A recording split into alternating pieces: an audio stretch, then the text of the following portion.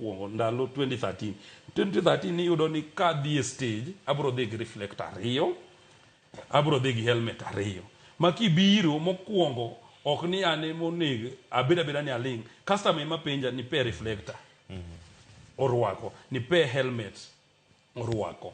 Gimomiyo awacho ni wadoguru e chike ma kaka ne wan chon, ng'ato ka ng'ato, because niyudo ni ndalogo accident ok nyal bedo mang'eny, because sani ignono ema kelonwa accident. Erokamano ahinya. Iwacho ni gin chike mana mantie kata kinde machon, kata sani bende kapod irango gi gin gik moko ma pod nyalo bedo ni timore. Victor, kama jakomu lero ma kaunti ma Nairobi, thuolo ma uyudo mar timo tich makare, ibiro gi helmet mari nitiere kar ka, bende in gi helmet mar ng'ama idhi ting'o, kata ka nitie gimoro amora mantiere kanyo, kata reflector mag jok moko, nikech kuom adier sani ka koth chwe gotieno to ng'ama riembo no ponono ok go light to nitiere mbele nitie onge, kata brake lights gi okethre, gik mantie kanyo, reflector ni onge go, irwako mana jacket ni kende kama nitie. Ka en otieno, kuom ranyisi, utiyo yo machal nade mondo mi unene dier irito nyaka ngima jal miting'o kar kanyo?